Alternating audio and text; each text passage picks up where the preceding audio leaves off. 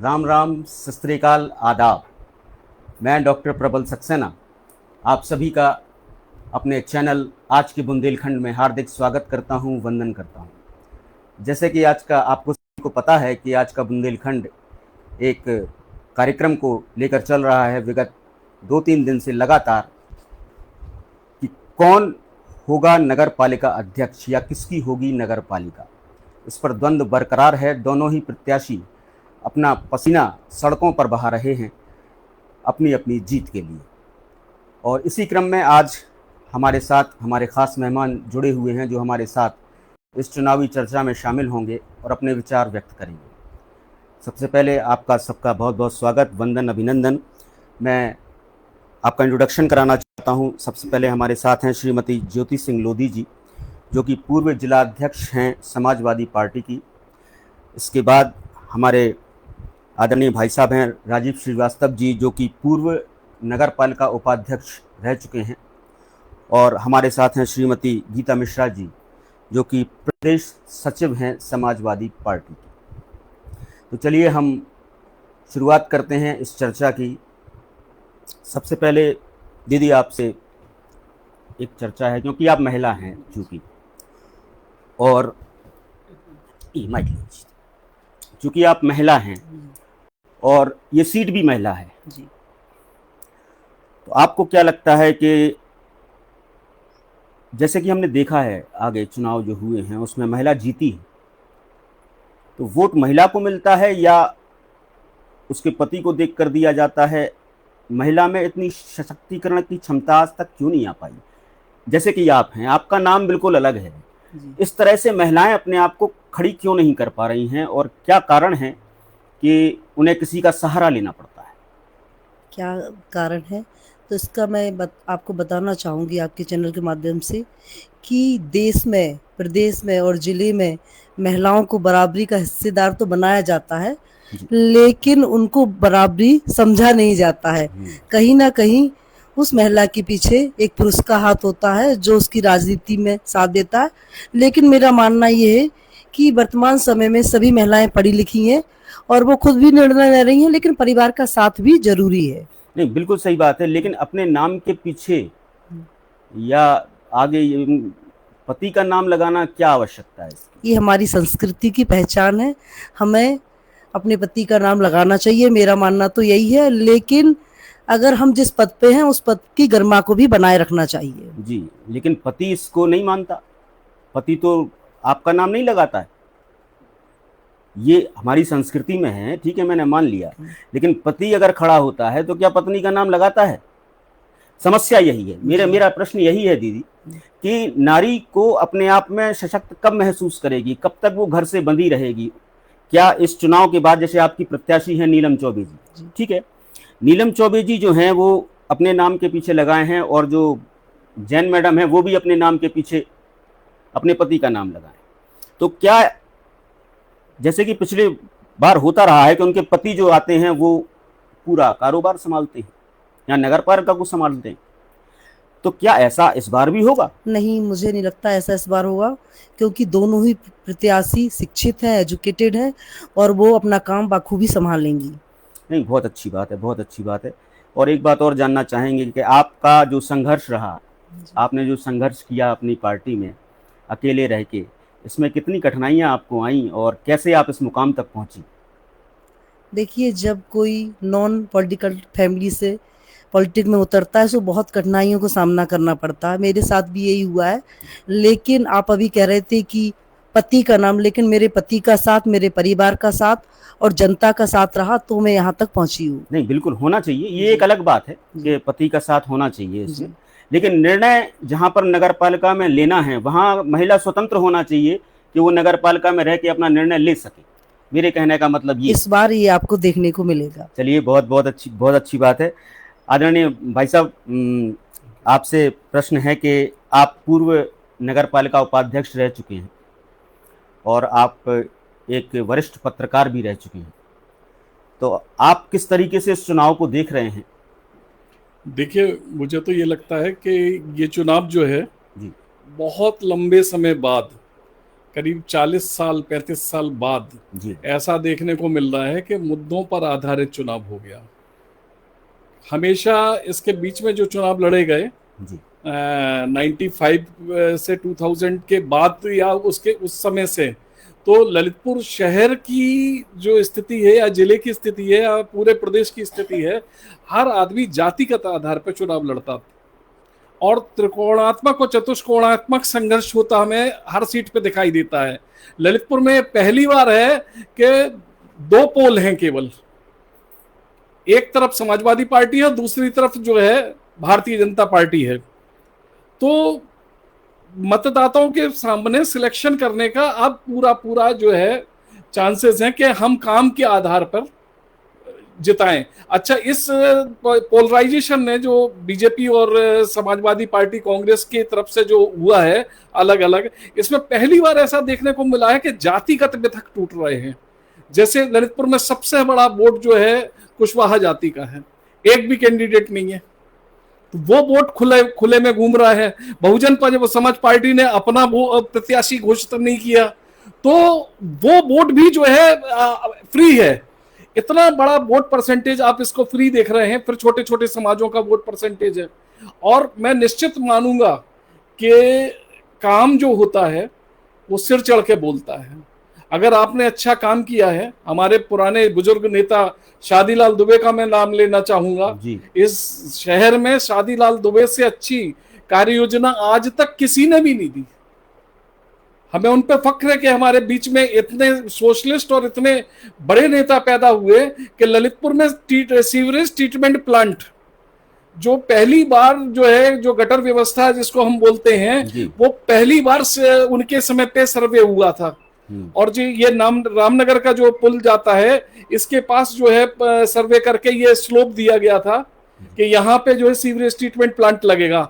आज तक दुख की बात यही है सर कि वो आज तक नहीं लग पाया, आज तक नहीं लग पाया। इससे बड़ा दुर्भाग्य ललितपुर का नहीं हो सकता। स्वार्थी होने का जी, राजनीतिक पदों पर बैठे हुए व्यक्ति और नगर पालिका में बैठे हुए लोगों का स्वार्थी होने का इससे बड़ा उदाहरण क्या हो सकता। हाँ, नीलम सिंह वर्मा ने इसके लिए कुछ प्रयास किए थे जी, लेकिन पर्याप्त बजट ना होने के कारण उस समय बजट बड़ा कम आता था, तो वो जो प्रयास थे वो अधर में ही लटके रह गए और कार्यकाल खत्म हो गया। इसके बाद वो कभी एक बार लड़े, चुने नहीं गए और उसके बाद ये सब बातें आई गई हो गई और भूल गई। तो जो वर्तमान राजनीतिक परिस्थितियां हैं, मुझे तो एक शेर याद आता है कि मरीजे गम से वादा कर गए वो 5वें दिन का, मरीजे गम से वादा कर गए वो 5वें दिन का, किसी से सुन लिया होगा कि दुनिया 4 दिन की है। क्या बात है भाई साहब, बहुत बढ़िया, बहुत शानदार। तो ये जो नेता हैं, ये बोलते कुछ हैं, प्रैक्टिकल कुछ और होता है और इससे पब्लिक बड़ी प्रभावित होती है। बिल्कुल बिल्कुल है। आज आप कहते हैं हम विकास करेंगे, जन जन का जो है गलियां चमका देंगे, ताजमहल की तरीके से जो है सड़कें दिखाई देंगी, पानी हर घर में होगा, लेकिन आपने उसकी व्यवस्थाएं की क्या पानी आज भी घर में पहुंच रहा है? सड़कों का विन्यास क्या आज हमारे बीच में है? और हमें यह भी देखना पड़ेगा इसमें कि जो जनप्रतिनिधि होते हैं उनको बजट कितना मिलता है सरकार से। हमारी जनता की भी मैं एक कमी बोलूंगा, हम सबकी कमी है कि हम ग्राम प्रधान से प्रधानमंत्री बराबर आशा करते हैं। जो हमारे बीच का ग्राम प्रधान होता है, हम उससे आशा करते हैं कि प्रधानमंत्री बराबर काम करा दे, चुटकी में सड़क डलवा दे, चुटकी में ग्राम सभा भवन बन जाए, चुटकी में सामुदायिक स्वास्थ्य केंद्र का निर्माण हो जाए, चुटकी बजाए और सारी समस्याएं हल हो जाएं। ऐसा नहीं हो सकता। पब्लिक की अवेयरनेस भी होनी चाहिए, मतदाता जागरूक होने चाहिए।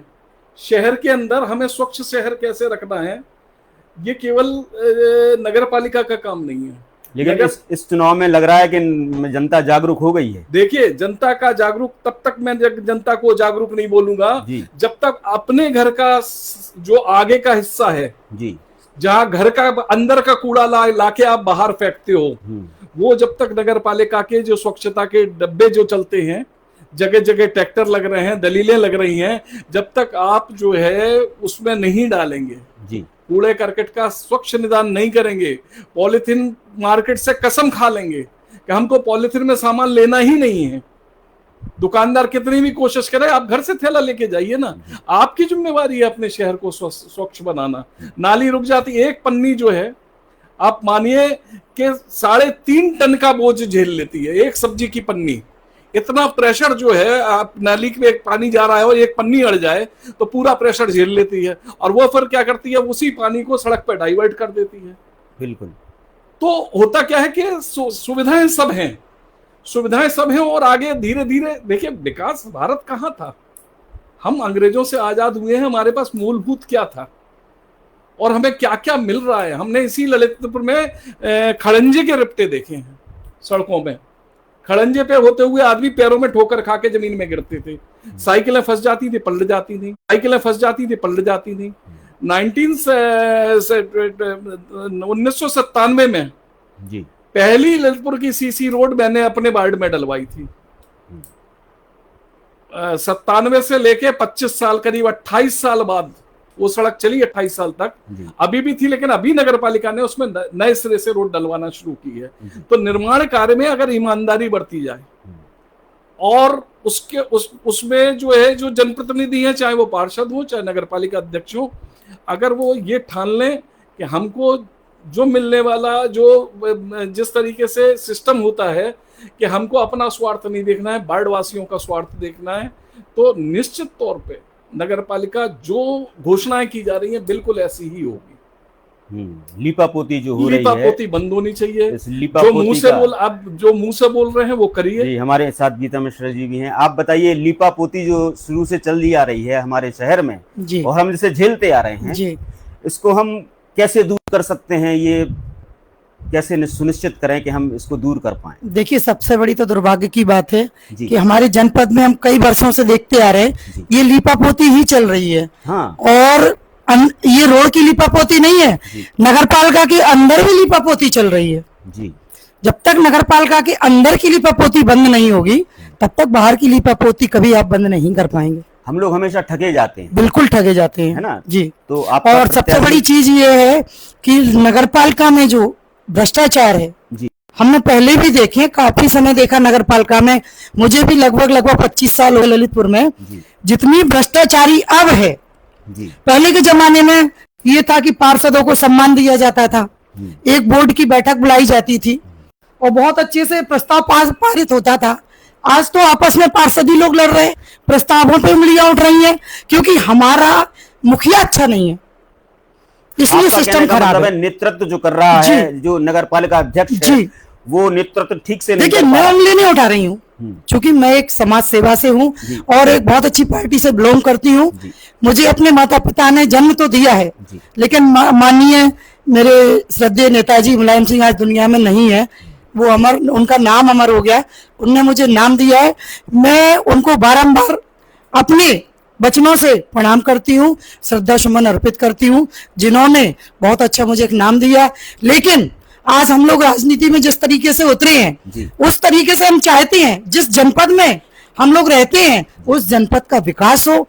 अभी हम सुन रहे थे, हमारे भाई बोल रहे थे दीपक जी कि काम हुआ है। जी हाँ। तो मैं मानती हूँ जी, काम उनने गिनाए हैं। जी हाँ। तो देखिए, काम तो जो तैयारी से आता है वो गिनाता है, हम तो तैयारी से आए नहीं है और हम लोग लगातार कैंपिंग कर रहे हैं। हाँ। यदि आपने काम अच्छे किए तो ये जनता जनपद की क्यों चिल्ला रही है?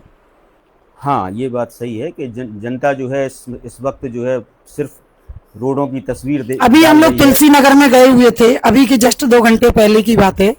तुलसी नगर में एक तरफ में एक रोड है, एक सामने रोड है, उस पट्टी पे मिट्टी पे सीमेंट की बिल्कुल चमकती हुई चमचमाती अभी सुबह ही डाली गई है। तो ऐसे चमकीले काम क्यों हो रहे हैं? चेहरे पे पाउडर क्रीम लगाने से चेहरा नहीं चमकता, चेहरा चमकता है व्यक्तित्व से। क्रीम लगाने से चेहरा नहीं चमकता जी, वो अपने व्यक्तित्व से चमकता है, यही कहना चाहती जी, हैं। जी। और मैं उनके लिए 2 शब्द कहना चाहती हूँ और दर्शकों मुझे क्षमा करना, मैं बहुत कटु शब्द बोलती हूँ। नहीं, आप स्वतंत्र हैं बोलने जी। तो मैं उनके लिए बहुत अच्छे जिस तरीके से काम गिनाए गए हैं उसके बारे में मेरे थोड़ा सा मन में एक विचार आया, क्योंकि ये चुनाव है, ये एक चर्चा चल रही है। तो सीता माता दुखी है जी। सीता माता दुखी है हाँ। बीजेपी के काम से। सीता माता दुखी है बीजेपी के काम से, और ये सारा चंदा खा रहा है मेरे पति के नाम पे। ये विकास की बात है भाई, ये विकास की बात है आपके लिए। आप एक महिला हैं और जी। नगरपालिका चुनाव में आपने भी शायद जी नॉमिनेशन भरा था। जी। क्या सोचा था आपने इस ललितपुर के बारे में कि हम इस ललितपुर को कैसा बनाएंगे? देखिए, क्या विजन था आपके पास? सबसे पहले ये चीज थी कि मैं यही चाहती थी कि मुझे मौका मिले, और सीट भी सामान्य थी जी। तो मेरा प्रयास था कि मुझे सीट मिले, लेकिन प्रदेश नेतृत्व के द्वारा, वो भी मेरा भाई है, नीलम चौबे मेरी बहन है, और अगर मौका मिला है तो मुझे बड़ी खुशी हुई। मुझे नहीं मिला, मैं बहुत खुश हूँ, लेकिन मेरा परिवार बड़ा, इस बात की मुझे खुशी है। जी, अच्छी चीज है, उनको मिली है। तो क्या नगर पालिका में वो अपना निर्णय लेने के लिए स्वतंत्र होंगी? बिल्कुल स्वतंत्र होंगी। आप इस बात को एश्योर करती हैं? बिल्कुल श्योर करती हूँ, क्योंकि इसलिए क्योंकि नगर पालिका में प्रत्याशी है वो हमारी सम्मानित प्रतिष्ठित। हाँ। और मेरे थोड़ी सी एक चीज और याद आई है कि अभी बीच में एक चैनल के माध्यम से माननीय हमारी जो बीजेपी से प्रत्याशी हैं सोनाली जैन जी, उन्होंने ये बोला था कि ये लोग जो विपक्ष के लोग हैं ये तो पागल है, अशिक्षित लोग हैं, चिल्लाते रहते हैं, और विकास तो हम लोगों ने किया है, ये तो झूठे वो करते हैं, ये अशिक्षित लोग हैं। तो मैं उनको बता देना चाहती हूँ कि ललितपुर की जनता अशिक्षित नहीं है, बहुत शिक्षित है, और इसका जवाब आपको जल्दी जनता देगी। मैं तो नहीं दे रही, लेकिन जनता आपको निश्चित जवाब देगी। जी बिल्कुल, 15 तारीख को जो चुनाव होगा वो बड़ा ही निर्णायक चुनाव होने वाला है। बिल्कुल, क्योंकि जनता इस बार बहुत कुछ सोच के, बहुत कुछ समझ के वोट करने वाली है, बिल्कुल, जहां तक हमारा आकलन है। जी बिल्कुल बिल्कुल। तो नगर पालिका, भाई साहब आपसे प्रश्न है कि आप जो है उपाध्यक्ष रह चुके हैं नगर पालिका। नगर पालिका के अंडर में क्या क्या चीजें आती हैं, ये जनता को जरूर बताएं, क्योंकि जनता को अभी यही नहीं पता कि नगर पालिका क्या क्या कर सकती है इस ललितपुर के अंदर। देखिए, नगर पालिका परिषद की एक परिधि है जी।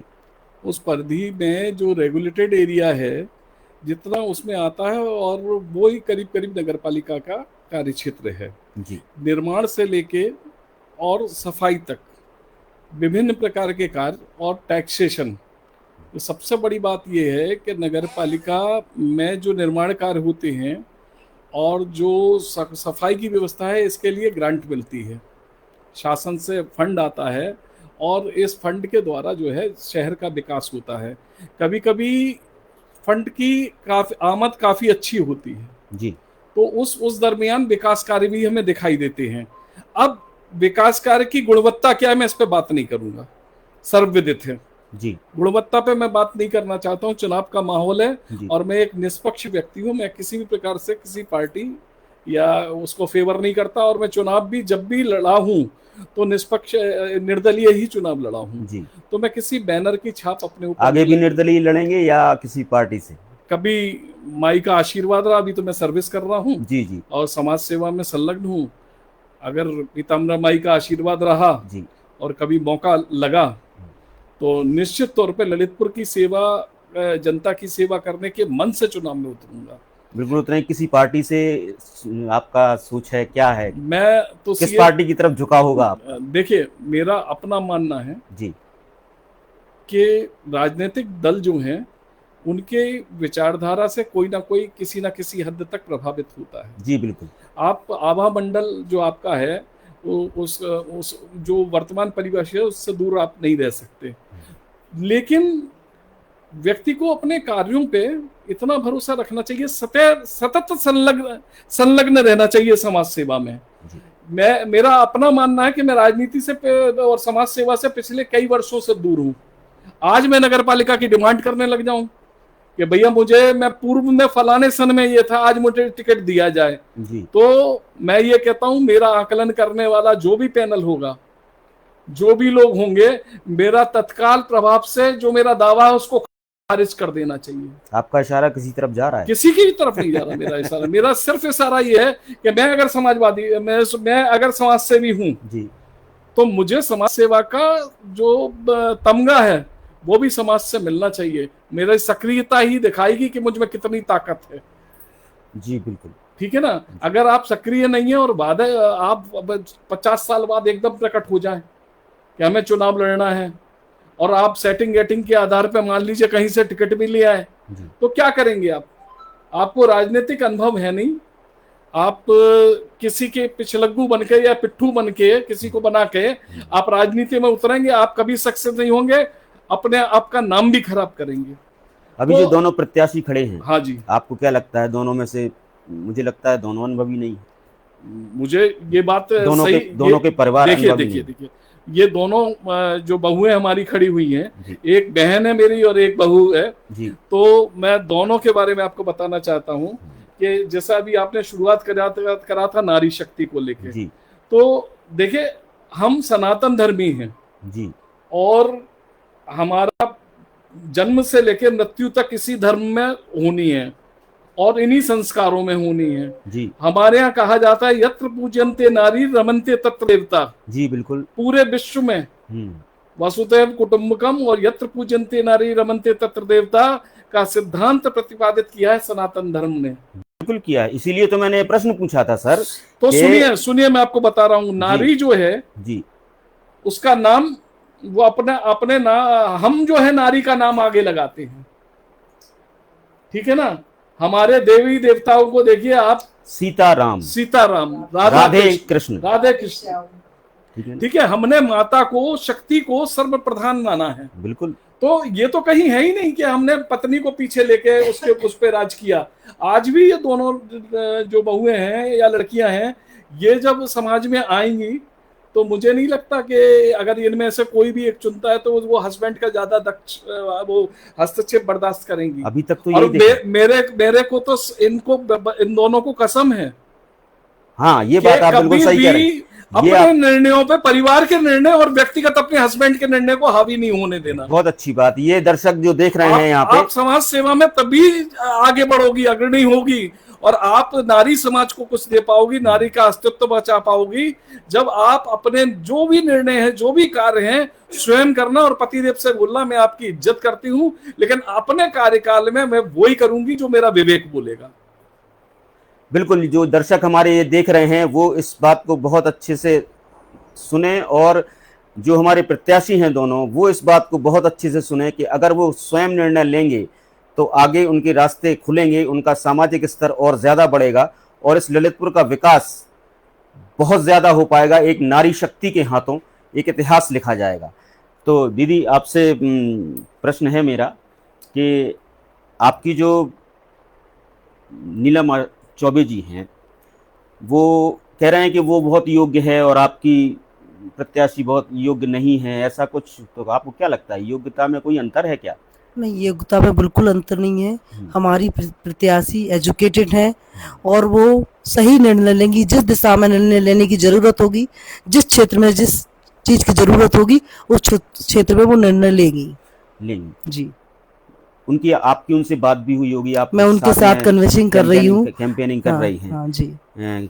कैसा लगा आपको उनका स्वभाव, और क्या लगा आपको एक नारी होने के नाते, सापा की नेत्री होने के नाते नहीं, एक नारी होने के नाते आपको क्या लगता है कि क्या वो विकास करेंगी या वो पर्दे के पीछे उनके पति ही रहेंगे? नहीं, वो बहुत ही सरल और सौम्य है, और मेरा विश्वास है कि जो हम लोग 21वीं सदी में आज नारी हर क्षेत्र में आगे बढ़ रही है। आप ट्रेन नारी चला रही है, हवाई जहाज नारी चला रही है, ऐसा कोई भी, अब तो पता को अग्नि भी बेटियां देने लगी, तो कोई क्षेत्र ऐसा नहीं है।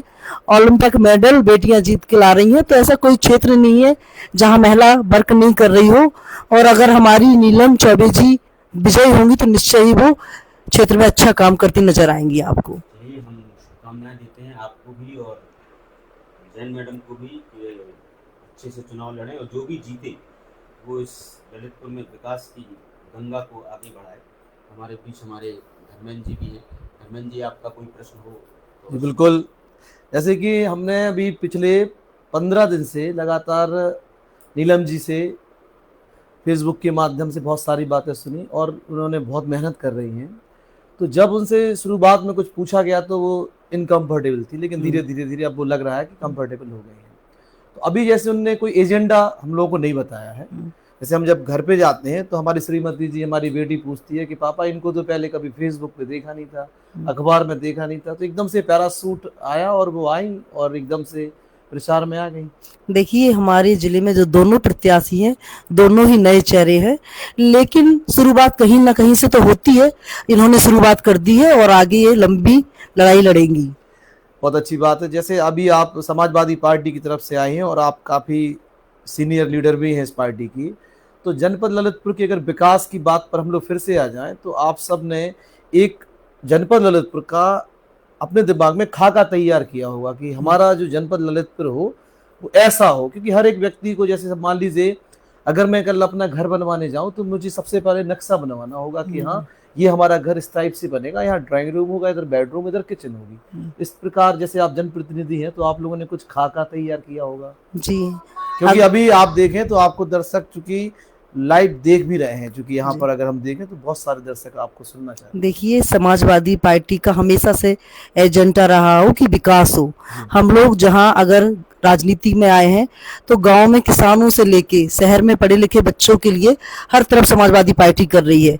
और अगर ललितपुर में नगर पालिका में आती है तो आपको स्वच्छता नंबर 1 पर दिखाई देगी, स्वास्थ्य सेवाएं भी नजर आएंगी, क्योंकि हमारे ललितपुर में मेडिकल कॉलेज बन गया है, मेडिकल बिल्डिंग्स बन गई है, लेकिन अभी तक काम उनमें नहीं हो रहा है। आज भी व्यक्ति को रेफर कर दिया जाता है कि कोई छोटा सा भी पेशेंट पहुंच जाए हॉस्पिटल तो तुरंत उसको झांसी रेफर कर दिया जाता है। तो ये अगर नगर पालिका, जैसे अभी दायरे की बात चल रही, तो मेरा मानना है कि हम जिस पार्टी से नगर पालिका में हैं, अगर प्रदेश में हमारी पार्टी का मुखिया है तो हम कोई भी कार्य करा कर सकते हैं, चाहे वो स्वास्थ्य सेवा से रिलेटेड हो या एजुकेशन से रिलेटेड हो, हम कोई भी कार्य अपनी सरकार के द्वारा करा सकते हैं। चलिए, अभी सरकार तो चूंकि 27 में पता चलेगा किसकी है, अभी जो सरकार भारतीय जनता पार्टी की है। जैसे मान लीजिए अभी आप और गीता दीदी भी लगातार प्रचार में जा रही हैं, बहुत अच्छी बात है, जाना भी चाहिए। लेकिन कई बार क्या देखने को मिलता है कि जब आप सब लोग प्रचार करते हैं और उसके बाद आपका जब कैंडिडेट चुना जाता है तो वो कैंडिडेट, ऐसा हमें अभी तक अपने समझ आया है कि वो ऐसा लगता है आप सबसे राय नहीं लेता है, एडवाइस, और फिर वो अपने मन की चलाता है, क्योंकि वो ये भूल जाता है कि एक्चुअल में वो जनप्रतिनिधि है, वो काम करने लगता है एक शासक की तरह। ये कुछ आप अगर इसमें कुछ उनको राय देना चाहें। मैं यही कहना चाहूंगी कि हमारे यहाँ ऐसा देखने को नहीं मिलेगा। अगर ये नीलम चौबे जी बनती हैं तो सभी समाजवादी पार्टियों को साथ लेके चलेंगी, क्योंकि समाजवादी पार्टी पूरी तरीके से तन मन से उनके साथ लगी हुई है और हम लोग डोर टू डोर जा रहे हैं, तो निश्चय ही उनसे भी यही उम्मीद रखेंगे हम लोग। चलिए, बहुत अच्छी बात है। जैसे आप देख रहे हैं कि 2027 का चुनाव बिल्कुल नजदीक है और अभी पीडी ने 2024 में बहुत शानदार प्रदर्शन किसी से छुपा नहीं है। तो यो ललितपुर का नगर पालिका चुनाव जिस तरीके से समाजवादी पार्टी लड़ रही है, आपको नहीं लगता कि कुछ आगे कुछ क्या देखने को मिल सकता है? आगे जो भी होगा बहुत अच्छा होगा, क्योंकि जब 2024 में हमने चुनाव लड़ा था सांसद का हमारी पार्टी ने, तो उस समय लोग कह रहे थे कि 5 सीट जो पैसे मट के जाएंगे, लेकिन हमारी सरकार ने, हमारी पार्टी ने 37 सीटों पर विजय हासिल की और देश की तीसरी नंबर 1 उभरती हुई पार्टी हमारी सामने आई है। तो हम देख रहे हैं लगातार समाजवादी पार्टी लोगों से मिल रही है, उनके दुख दर्द में उनके साथ खड़ी है। पीड़ित परिवार के पास जब समाजवादी पार्टी खड़ी है तो निश्चय ही जनता हमारा साथ देगी और 2027 का रिजल्ट आपको बहुत अच्छा देखने को मिलेगा। देखिए, ये बात बिल्कुल समझने लायक है कि जब अभी हाल ही में श्री लक्ष्मी नारायण राठौड़ जी के परिवार में जब एक घटना घटी तो सबसे पहले माननीय अखिलेश यादव जी के द्वारा ही उनके परिवार को 1 लाख रुपए से मदद की गई थी। तो ये सबसे पहली शुरुआत अगर आप देखें तो समाजवादी पार्टी ने की है। तो इस बात को हम खुले मंच से कह भी सकते हैं और लोगों ने इसको देखा भी है। अब हमारे साथ राजीव भाई साहब भी हैं साथ में। इसका एक बात और कहना चाहूंगी, ऐसे बहुत से सारे परिवार हैं जिनकी समाजवादी पार्टी मदद करती है। कोविड टाइम में जब हमारी एक महिला की रोड पे डिलीवरी हो गई थी, उस समय भी राष्ट्रीय अध्यक्ष जी ने 1 लाख रुपए से मदद की थी। एक बच्चा खत्म हो गया था एक गांव में, तो उसको भी हमारे राष्ट्रीय अध्यक्ष ने मदद की थी। एक व्यक्ति बछरावनी गांव का, एक किसान व्यक्ति कर्ज से परेशान होकर वहां लखनऊ पहुंचा और आत्महत्या करने की कोशिश कर रही थी, तो उसको भी 2 लाख देके राष्ट्रीय अध्यक्ष श्री अखिलेश यादव ने। ऐसे बहुत सारे लोग हैं। कुछ खबरें आप तक पहुंच जाती, कुछ नहीं पहुंचती, लेकिन समाजवादी पार्टी हर गरीब, हर पीड़ित के साथ खड़ी नजर आ रही है। तो देखिए, आप अगर समझें इस बात को कि समाजवादी पार्टी पिछले लगभग 7.5 साल से सत्ता में नहीं है, और उसके बावजूद भी अगर लोगों को तक मदद पहुंच रही है तो समाज के लिए एक पॉजिटिव सिग्नल भी है। और आगे चल के और पार्टियों को भी सीख लेनी चाहिए कि जरूरी नहीं है कि आप सत्ता में रहकर ही लोगों की मदद कर सके। आप सत्ता में नहीं है तब भी आपको लोगों के बारे में सोचना होगा।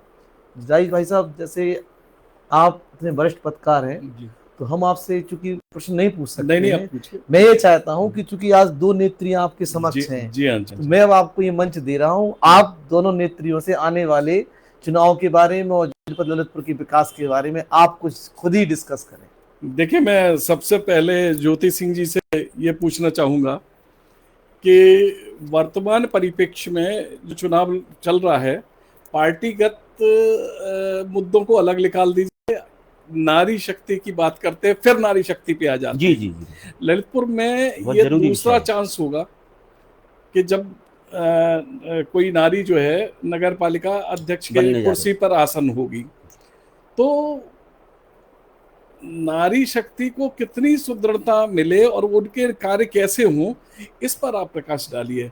आप क्या कहना चाहेंगी? दोनों में से कोई भी जीते, प्रत्याशी कोई भी जीते, वो सपा का हो, भाजपा का हो, लेकिन आप एक महिला के तौर पे नगर पालिका की कुर्सी पर उसे कैसे सुशोभित होना देखना चाहती है?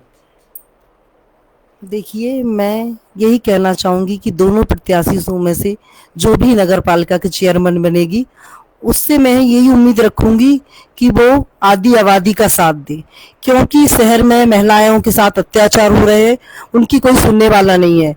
मैं आए दिन ऐसे केसों को लेके एसपी साहब से मिलने जाती हूँ, देखती हूँ कि महिलाएं बहुत पीड़ित हैं, बहुत परेशान हैं, उनकी किसी भी समस्या का समाधान नहीं हो रहा।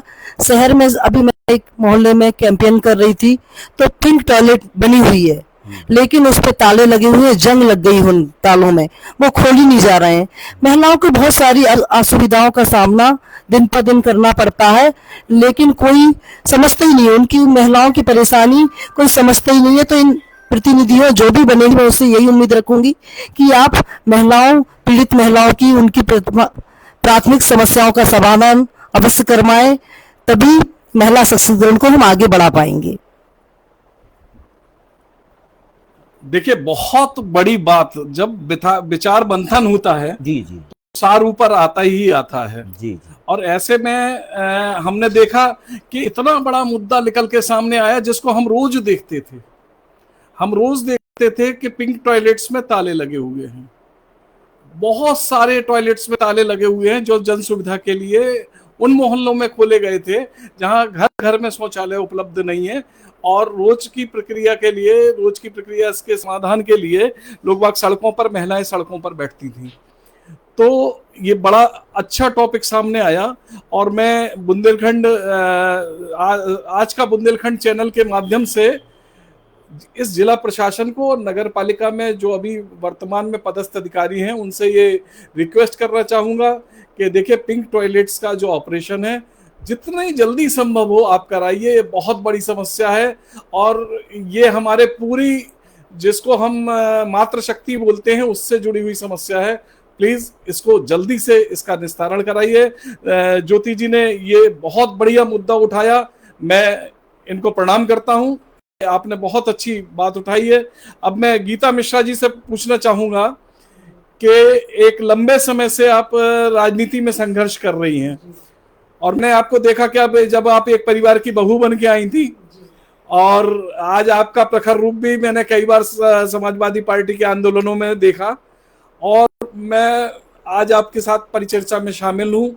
तो आप ये बताइए कि नगर पालिका में जो नारी का प्रतिनिधित्व है, तो वो तो होना अब निश्चित है, लेकिन नगर पालिका के कार्यकाल में, कामों में जो उनकी व्यवस्थाएं हैं उसमें सुधार कैसे आएगा, और आप क्या सलाह देना चाहेंगी नई नगर पालिका अध्यक्ष को जो जीत के अब हमारे सामने कुछ ही समय में आने वाली हैं?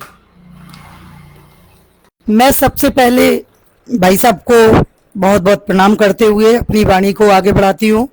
बहुत अच्छा मुद्दा भाई साहब ने दिया है, और निश्चित ही अगर जनता दोनों प्रत्याशियों में से दोनों बहनों पर अगर भरोसा करेगी, एक पर किसी पर, तो निश्चित ही इस बात को हम लोग अपनी तरफ से महिला शक्ति के नाते वादा करते हैं जनता से, जनता जनार्दन से, ललितपुर की जनता से, चेयरमैन कोई भी रहे लेकिन पतियों को हावी नहीं होने देंगे। और क्योंकि जिस तरीके से महिला एक परिवार को, एक मानव जाति को जन्म देती है, उसी प्रकार नारी शक्ति वो ताकत है कि अगर नारी चाहे तो काली बन जाती है, और नारी चाहे तो दुर्गा भी बन जाती है, और नारी चाहे तो अबला भी बन जाती है। तो नारी, जहां बात आ जाती है नारी, तो नारी शक्ति महान है, एक देवी स्वरूप है, और निश्चित ही है कि नारी भ्रष्टाचार को कभी भी बढ़ने नहीं देगी, चाहे उसके लिए कोई भी कदम उठाना पड़े।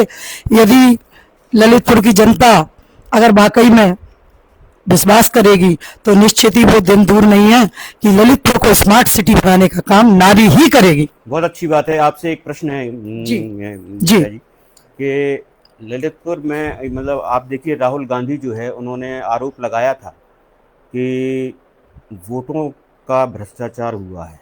जी, वोटों जो जी वोट जी पड़े जी हैं, जी जी उनका भ्रष्टाचार हुआ जी। है, और कहीं कहीं पर नहीं तो हम आगे होते, हमारी सरकार भी हो सकती थी, ऐसा उन्होंने कहा है। जी, तो क्या आप उनकी इस बात से सहमत हैं, और क्या यह इस चुनाव में ऐसा हो सकता है?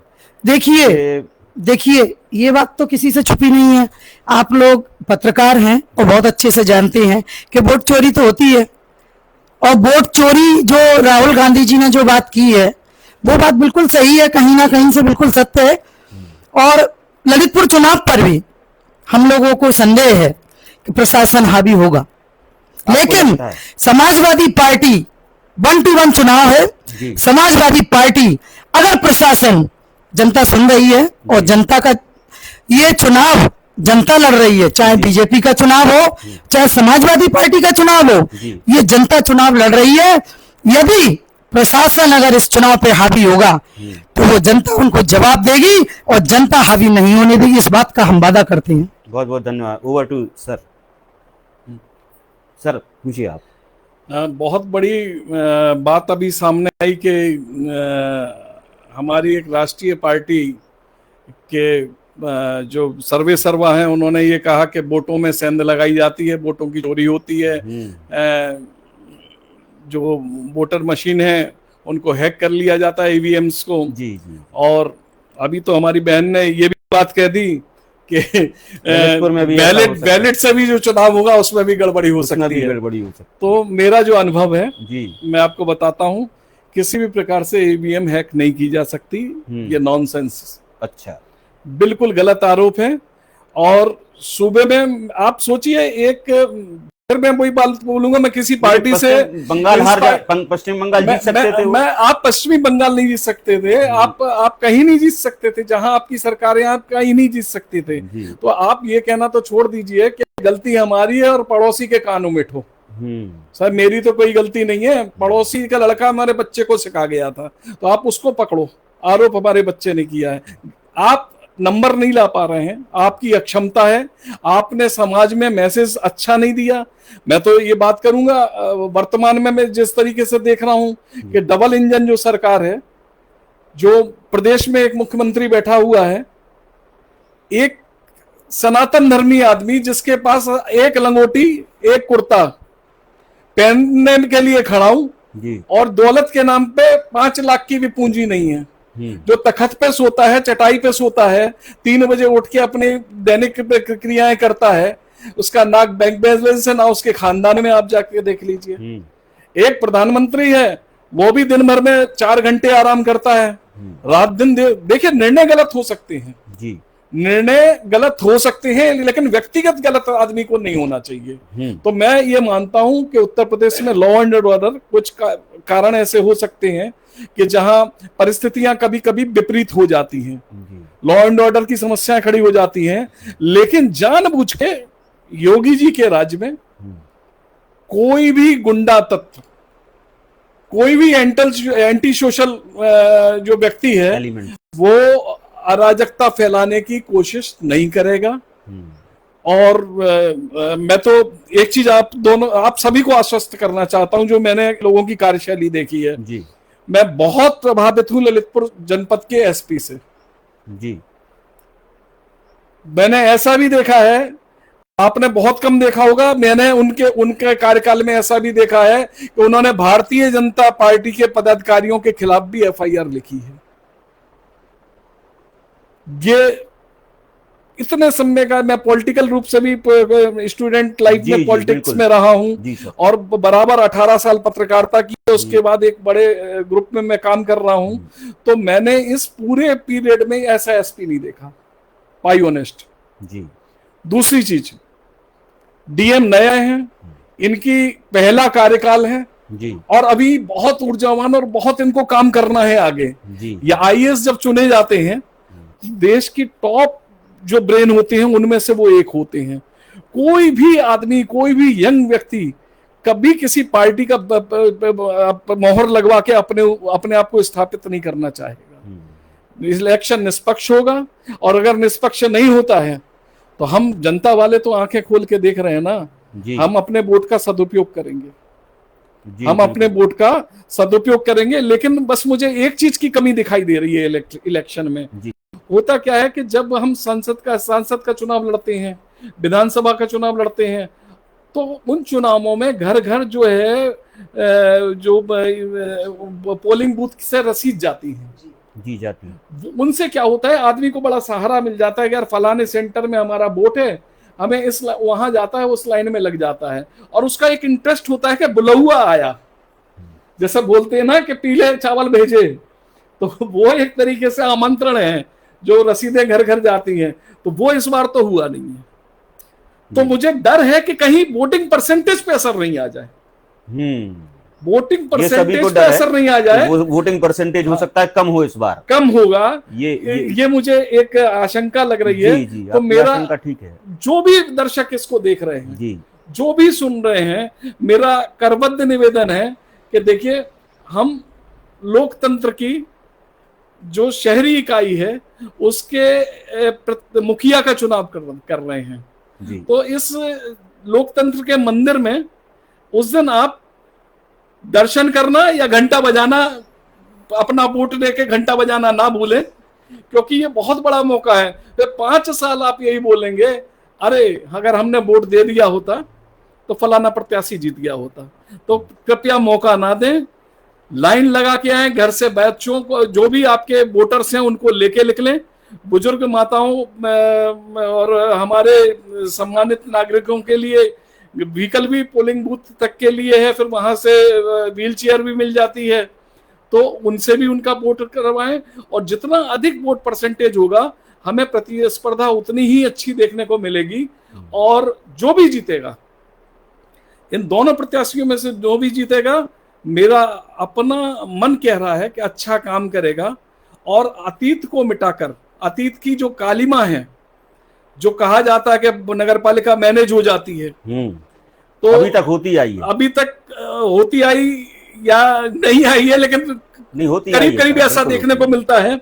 लेकिन मैं फिर बोलूंगा कि नारी शक्ति जो हमारे यहाँ बोला गया है, आप बोलते हैं कि नारी को अनुभव नहीं होता, पति का इसलिए सहारा लेती है। मैं आपका बताता हूं कि जिसने किचन का मैनेजमेंट कर लिया है, जो आधा घंटे में घर में आने वाले 15 रिश्तेदारों का खाना बना के परोस के फ्री हो जाती है, जो सुबह 5 बजे उठती है, बच्चों को नाश्ता देती है, पति को 7 बजे उठा के चाय देती है, फिर घर के कामकाज करती है, दोपहर में उसके पास 1 घंटे का भी आराम करने का समय नहीं होता, और फिर शाम को 5:30 बजे से फिर किचन के कामों में लग जाती है, और रात के 11 बजे तक जो है घर के काम निपटा के सोती है। अगर उसकी टोटल जो मेहनत वो कर रही है, अगर दिहाड़ी के हिसाब से, मैन डेज के हिसाब से निकाला जाए, तो एक नारी दिन भर में 2.5 आदमी का काम करती है, 2.5 मैंडेज का काम करती है, जिस एक नारी को 1 मैंडे का काम करना चाहिए। लेकिन वो हमारी देश की कर्मठ महिलाएं मात्र शक्ति 2.5 दिन का काम करती हैं, तो उनको प्रणाम है। जिसने किचन मैनेजमेंट जीत लिया, वो दुनिया का कोई भी काम कर सकती है। और मैं बिल्कुल एक बार फिर से बोलूंगा कि नारी शक्ति, आप जब भी कुर्सी पे बैठे, तो तो मेरी बात का स्मरण करें कि आपके बड़े भाई ने, आपके अपने किसी बड़े ने आपको ये एडवाइस दी थी कि आप नारियों के लिए एक नई इबारत लिखेंगी और आपके नाम के साथ ये कहा जाएगा कि पति का नाम कोई मायने नहीं रखता, उन्होंने काम करके दिखाया है। तो आप इंदिरा गांधी बनिए, आप रानी लक्ष्मीबाई बनिए, आप अखिलेश जी की पत्नी हैं डिम्पल, आप उन जैसा काम करिए।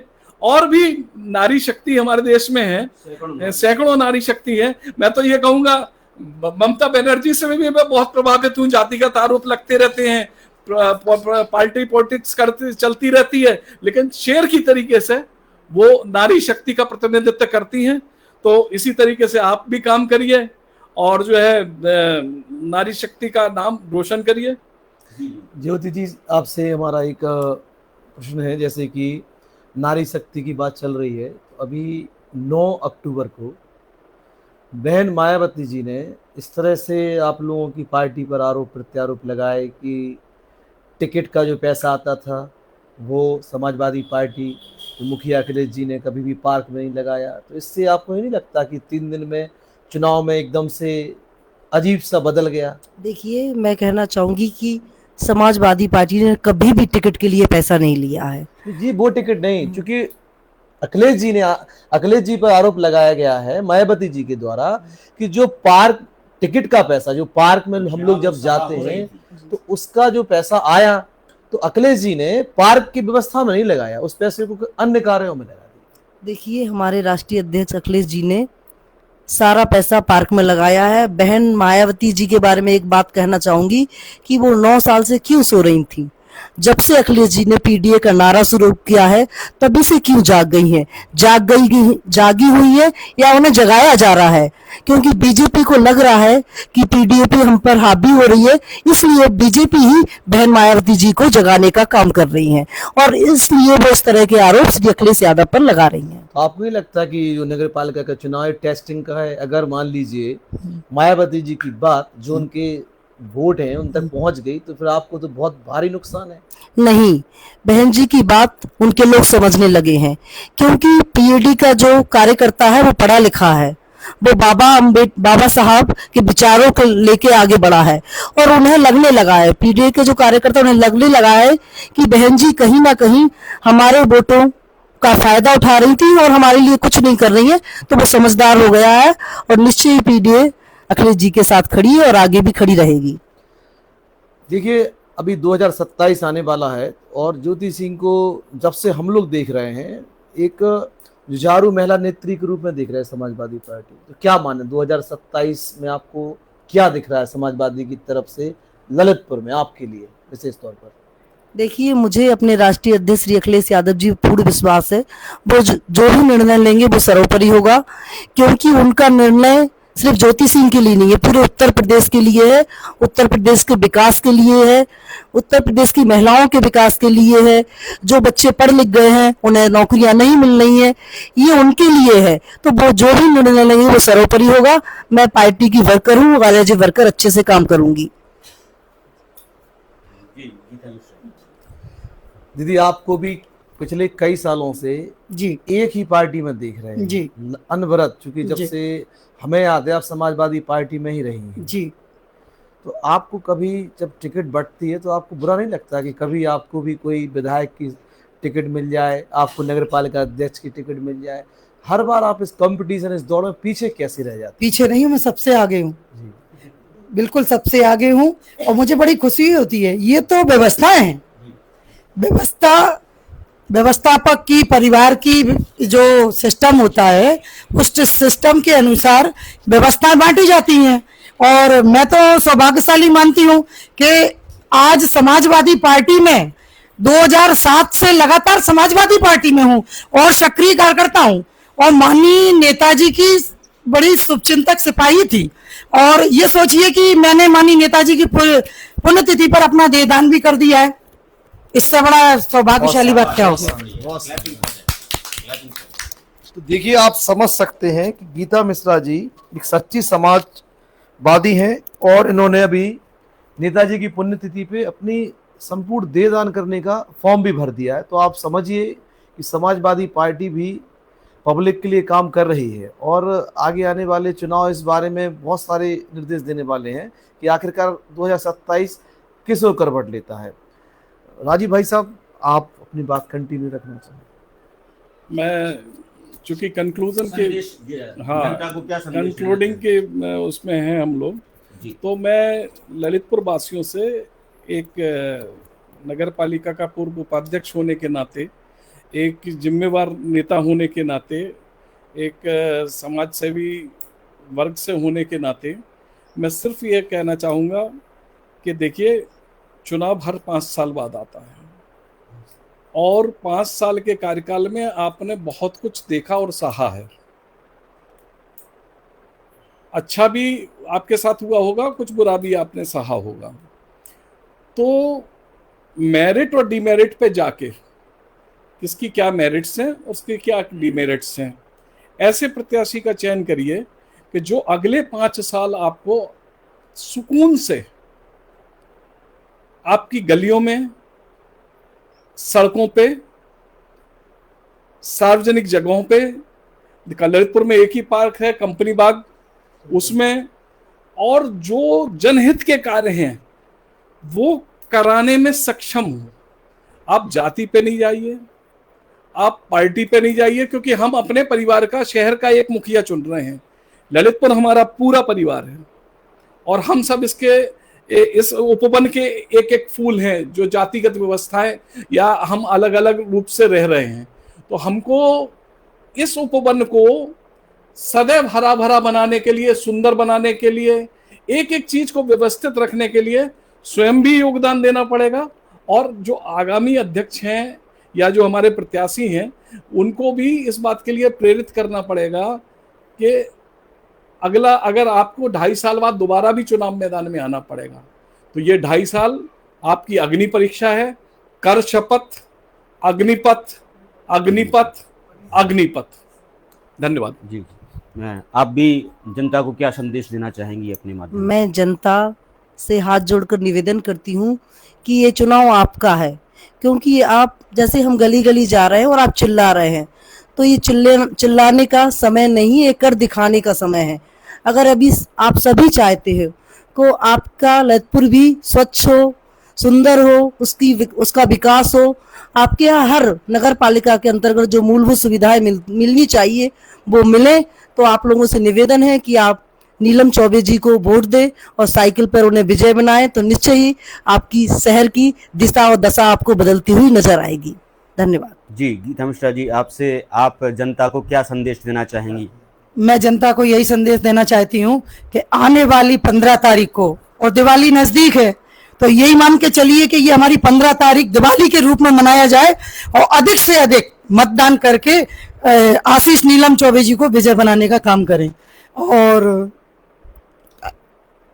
जी, आज का बुंदेलखंड। दीदी आप जी, आज का बुंदेलखंड ने अपना कीमती समय निकाल के, चूंकि इनका एक एजेंडा है और जो वो एजेंडा ये है कि ललितपुर स्वच्छ हो, यहाँ के नागरिक को मूलभूत सुविधाएं मिले, हर व्यक्ति को न्याय मिले और जो सामाजिक समरसता का भाव है वो किसी भी तरीके से बिगड़ने ना पाए। ये धरती हमारे पूजनीय बाबा सदन शाह की है, ये धरती हमारे तुवन सरकार की है, ये धरती हमारे बूढ़े बब्बा हनुमान जी बाबा की है। इस धरती पर कभी भगवान श्री राम ने माता सीता के साथ दंडकारण्य की ओर गमन किया था, जिसका प्रतीक सीता पाठ है। वहां पे सीता माँ के पांव आज भी उखरे हुए हैं। तो ऐसी पवित्र पावन धरा पर जहां हिंदू मुस्लिम सामाजिक समरस, सभी जातियों को सम्मान का समरस, और कभी भी कोई दंगा, कोई जातिगत उन्माद आज तक हमारे शहर में नहीं हुआ है। ये ग्रहण आज भी इतनी जातिगत व्यवस्थाओं को देखते हुए भी हमारे शहर से अछूता है। हम सब जाति और भेदभाव से ऊपर उठ के सुयोग्य प्रत्याशी का चयन करें और आज के बुंदेलखंड को बारंबार प्रणाम कि उन्होंने इतनी बढ़िया जो है एक मंच शहरवासियों को दिया। मैं देख रहा हूं लगातार आप इंटरव्यू कर रहे हैं, आप लगे हुए हैं एक सैनिक की भांति। बॉर्डर पे जो सैनिक काम करता है, ललितपुर के चुनाव में आप इस स्टूडियो से कर रहे हैं, और आप सभी को बहुत बहुत बधाई। जय हिंद, जय भारत, जय बुंदेलखंड। बहुत बहुत धन्यवाद आदरणीय भाई साहब और दोनों दीदियों को। आप लोगों का आशीर्वाद बना रहे, बस यही हमारा आज के बुंदेलखंड चैनल की मांग है। आप एक बात पर बोल दीजिए जी, क्योंकि मैं इस देखती हूँ कि शहर में जो पढ़े लिखे वेल एजुकेटेड लोग रहते हैं वो मतदान करने नहीं जाते हैं। मेरा उनसे निवेदन है कि आप लोग चाहते तो हैं कि अच्छा नगर पालिका अध्यक्ष बने, लेकिन आप लोग वोट डालने क्यों नहीं जाते हैं? देखिए, हमारे देश में एक समानता सबसे बड़ी है कि वोट देने का अधिकार सबको एक समान है। तो अपनी वोट की कीमत पहचानिए और अधिक से अधिक मात्रा में वोट डालिए ताकि हम अच्छे से अपना प्रतिनिधि चुन सके। आज का बुंदेलखंड के सभी भाइयों को मैं नमस्कार करती हूँ और कहना चाहती हूँ कि आप लोग भी बहुत मेहनत कर रहे हैं इस चुनाव के लिए। आपकी मेहनत कामयाब होगी और निश्चय ही हमें अच्छा चेयरमैन मिलेगा। जी, बहुत बहुत धन्यवाद। हमारी मेहनत जो है हम कर रहे हैं, ये हमारा कर्म है और फिर आगे भगवान की मर्जी है। हम अब पूरी ईमानदारी के साथ इस कार्य को कर रहे हैं, पूरी निष्पक्षता के साथ इस कार्य को कर रहे हैं और आगे भी बहुत सारे कार्यक्रम हमारे इसी चुनाव से लगे हुए कल से और शुरू होंगे। तो पूरे निष्पक्ष तरीके से हम आपके सामने हर एक व्यक्ति की बात बता रहे हैं, लाइव माध्यम से जुड़ रहे हैं जो लोग, उन सभी का आज का बुंदेलखंड बहुत हृदय से नमन करता है, उनको वंदन करता है।